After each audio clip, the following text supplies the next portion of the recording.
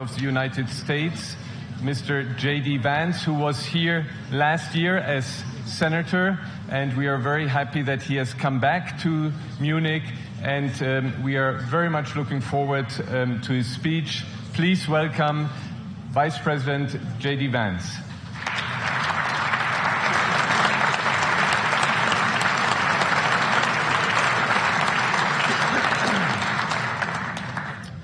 Well, thank you, and thanks to all the gathered delegates and luminaries and media professionals, and thanks especially to the host of the Munich Security Conference for being able to put on such an incredible event. We're, of course, thrilled to be here.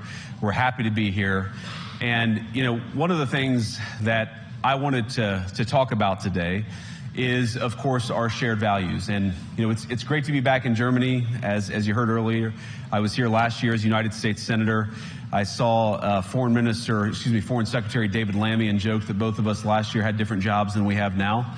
But now it's time for all of our countries, for all of us who have been fortunate enough to be given political power by our respective peoples, to use it wisely to improve their lives. And I want to say that, you know, I was fortunate in my time here to spend some time outside the walls of this conference over the last 24 hours. And I've been so impressed by the hospitality of the people, even as, of course, as they're reeling from yesterday's horrendous attack. And the first time I was ever in Munich was with my wife, actually, who's here with me today, on a personal trip. And I've always loved the city of Munich, and I've always loved its people. And I just want to say that we're very moved, and our thoughts and prayers are with Munich and everybody affected by the evil inflicted on this beautiful community. We're thinking about you, we're praying for you, and we will certainly be rooting for you in the days and weeks to come. Now, thank you.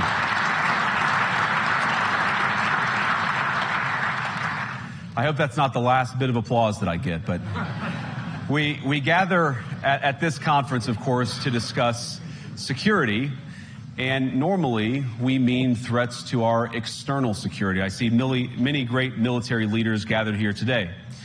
But while the Trump administration is very concerned with European security and believes that we can come to a reasonable settlement between Russia and Ukraine, and we also believe that it's important in the coming years for Europe to step up in a big way to provide for its own defense, the threat that I worry the most about vis-a-vis Europe is not Russia, it's not China, it's not any other external actor.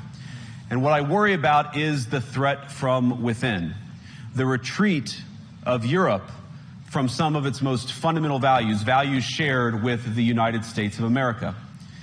Now, I was struck that a former European commissioner went on television recently and sounded delighted that the Romanian government had just annulled an entire election. He warned that if things don't go to plan, the very same thing could happen in Germany, too. Now, these cavalier statements are shocking to American ears. For years, we've been told that everything we fund and support is in the name of our shared democratic values. Everything from our Ukraine policy to digital censorship is billed as a defense of democracy. But when we see European courts canceling elections and senior officials threatening to cancel others, we ought to ask whether we're holding ourselves to an appropriately high standard. And I say ourselves because I fundamentally believe that we are on the same team. We must do more than talk about democratic values, we must live them.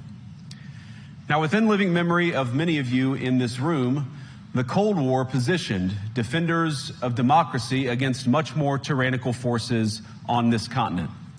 And consider the side in that fight that censored dissidents, that closed churches, that canceled elections. Were they the good guys? Certainly not. And thank God they lost the Cold War. They lost because they neither valued nor respected all of the extraordinary blessings of liberty. The freedom to surprise, to make mistakes, to invent, to build. As it turns out, you can't mandate innovation or creativity, just as you can't force people what to think, what to feel, or what to believe. And we believe those things are certainly connected. And unfortunately, when I look at Europe today, it's sometimes not so clear what happened to some of the Cold War's winners. I look to Brussels, where EU commissars warn citizens that they intend to shut down social media during times of civil unrest the moment they spot what they've judged to be, quote, hateful content. Or to this very country, where police have carried out raids against citizens suspected of posting anti-feminist comments online as part of, quote, combating misogyny on the internet, a day of action. I look to Sweden, where 2 weeks ago the government convicted a Christian activist for participating in Koran burnings that resulted in his friend's murder. And as the judge in his case chillingly noted, Sweden's laws to supposedly protect free expression do not, in fact, grant, and I'm quoting, a free pass to do or say anything without risking offending the group that holds that belief. And perhaps most concerningly, I look to our very dear friends, the United Kingdom, where the backslide away from conscience rights has placed the basic liberties of religious Britons in particular in the crosshairs. A little over 2 years ago, the British government charged Adam Smith Connor, a 51-year-old physiotherapist and an Army veteran, with the heinous crime of standing 50 meters from an abortion clinic and silently praying for 3 minutes. Not obstructing anyone, not interacting with anyone, just silently praying on his own. And after British law enforcement spotted him and demanded to know what he was praying for, Adam replied simply, it was on behalf of the unborn son he and his former girlfriend had aborted years before. Now, the officers were not moved. Adam was found guilty of breaking the government's new buffer zones law, which criminalizes silent prayer and other actions that could influence a person's decision within 200 meters of an abortion facility. He was sentenced to pay thousands of pounds in legal costs to the prosecution. Now, I wish I could say that this was a fluke, a one-off crazy example of a badly written law being enacted against a single person. But no, this last October, just a few months ago, the Scottish government began distributing letters to citizens whose houses lay within so-called safe access zones, warning them that even private prayer within their own homes may amount to breaking the law. Naturally, the government urged readers to report any fellow citizens suspected guilty of thought crime. In Britain and across Europe, free speech, I fear, is in retreat. And in the interest of comedy, my friends, but also in the interest of truth, I will admit that sometimes the loudest voices for censorship have come not from within Europe, but from within my own country, where the prior administration threatened and bullied social media companies to censor so-called misinformation. Misinformation like, for example, the idea that coronavirus had likely leaked from a laboratory in China. Our own government encouraged private companies to silence people who dared to utter what turned out to be an obvious truth. So I come here today not just with an observation, but with an offer. And just as the Biden administration seemed desperate to silence people for speaking their minds, so the Trump administration will do precisely the opposite, and I hope that we can work together on that. In Washington, there is a new sheriff in town, and under Donald Trump's leadership, we may disagree with your views, but we will fight to defend your right to offer it in the public square, agree or disagree.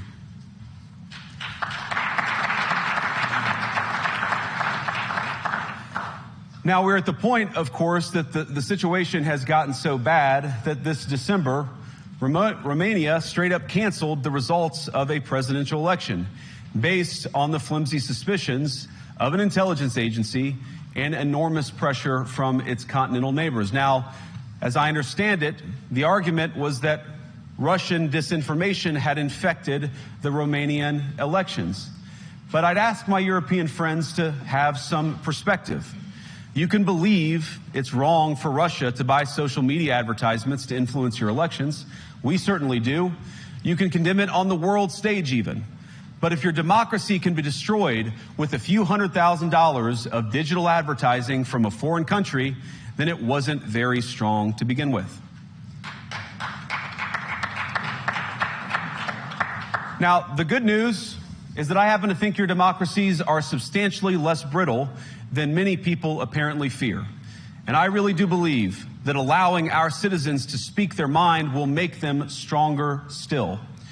Which, of course, brings us back to Munich, where the organizers of this very conference have banned lawmakers representing populist parties on both the left and the right from participating in these conversations. Now, again, we don't have to agree with everything or anything that people say. But when when political leaders represent an important constituency, it is incumbent upon us to at least participate in dialogue with them. Now, to many of us on the other side of the Atlantic, it looks more and more like old entrenched interests hiding behind ugly Soviet-era words like misinformation and disinformation, who simply don't like the idea that somebody with an alternative viewpoint might express a different opinion or, God forbid, vote a different way or, even worse, win an election.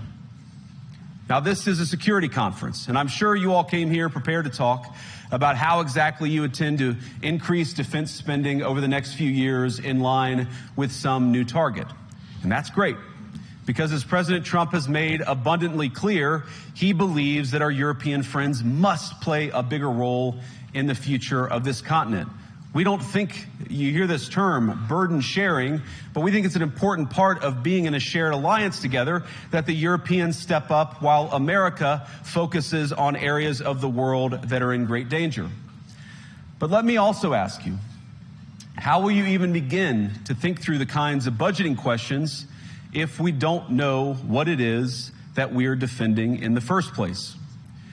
I've heard a lot already in my conversations, and I've had many, many great conversations with many people gathered here in this room.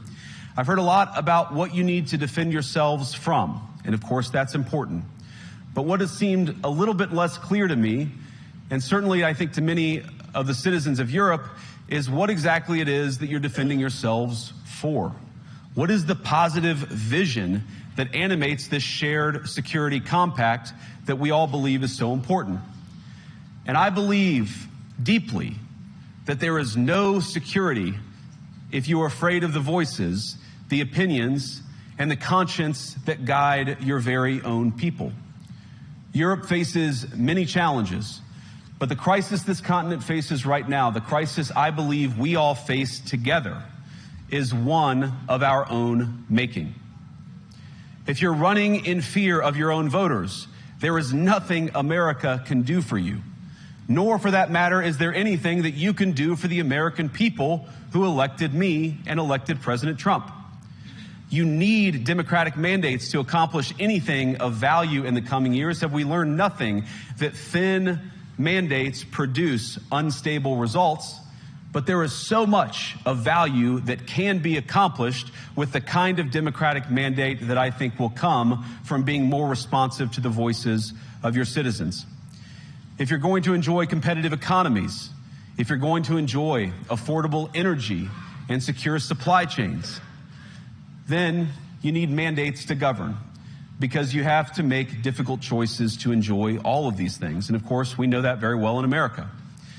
You cannot win a democratic mandate by censoring your opponents or putting them in jail, whether that's the leader of the opposition, a humble Christian praying in her own home, or a journalist trying to report the news. Nor can you win one by disregarding your basic electorate on questions like who gets to be a part of our shared society. And of all the pressing challenges that the nations represented here face, I believe there is nothing more urgent than mass migration. Today, almost 1 in 5 people living in this country moved here from abroad. That is, of course, an all-time high. It's a similar number, by the way, in the United States, also an all-time high. The number of immigrants who entered the EU from non-EU countries doubled between 2021 and 2022 alone, and of course it's gotten much higher since. And we know this situation, it didn't materialize in a vacuum. It's the result of a series of conscious decisions made by politicians all over the continent and others across the world over the span of a decade. We saw the horrors wrought by these decisions yesterday in this very city. And of course, I can't bring it up again without thinking about the terrible victims who had a beautiful winter day in Munich ruined. Our thoughts and prayers are with them and will remain with them. But why did this happen in the first place? It's a terrible story, but it's one we've heard way too many times in Europe and unfortunately too many times in the United States as well. An asylum seeker, often a young man in his mid-20s, already known to police, rams a car into a crowd and shatters a community. How many times must we suffer these appalling setbacks before we change course and take our shared civilization in a new direction? No voter on this continent went to the ballot box to open the floodgates to millions of unvetted immigrants. But you know what they did vote for? In England, they voted for Brexit, and agree or disagree, they voted for it. And more all over Europe, they're voting for political leaders who promise to put an end to out-of-control migration. Now, I happen to agree with a lot of these concerns, but you don't have to agree with me. I just think that people care about their homes, they care about their dreams, they care about their safety and their capacity to provide for themselves and their children. And they're smart. I think this is one of the most important things I've learned in my brief time in politics. Contrary to what you might hear a couple mountains over in Davos, the citizens of all of our nations don't generally think of themselves as educated animals or as interchangeable cogs of a global economy. And it's hardly surprising that they don't want to be shuffled about or relentlessly ignored by their leaders. And it is the business of democracy to adjudicate these big questions at the ballot box. I believe that dismissing people, dismissing their concerns, or worse yet, shutting down media, shutting down elections, or shutting people out of the political process protects nothing. In fact, it is the most surefire way to destroy democracy. And speaking up and expressing opinions isn't election interference. Even when people express views outside your own country, and even when those people are very influential. And trust me, I say this with all humor, if American democracy can survive 10 years of Greta Thunberg scolding, you guys can survive a few months of Elon Musk. But what no democracy, American, German, or European, will survive is telling millions of voters that their thoughts and concerns, their aspirations, their pleas for relief are invalid or unworthy of even being considered. Democracy rests on the sacred principle that the voice of the people matters. There's no room for firewalls. You either uphold the principle or you don't. Europeans, the people, have a voice. European leaders have a choice. And my strong belief is that we do not need to be afraid of the future. You can embrace what your people tell you, even when it's surprising, even when you don't agree. And if you do so, you can face the future with certainty and with confidence, knowing that the nation stands behind each of you. And that, to me, is the great magic of democracy. It's not in these stone buildings or beautiful hotels. It's not even in the great institutions that we have built together as a shared society. To believe in democracy is to understand that each of our citizens has wisdom and has a voice. And if we refuse to listen to that voice, even our most successful fights will secure very little. As Pope John Paul II, in my view, one of the most extraordinary champions of democracy on this continent or any other, once said, "Do not be afraid." We shouldn't be afraid of our people, even when they express views that disagree with their leadership. Thank you all. Good luck to all of you. God bless you.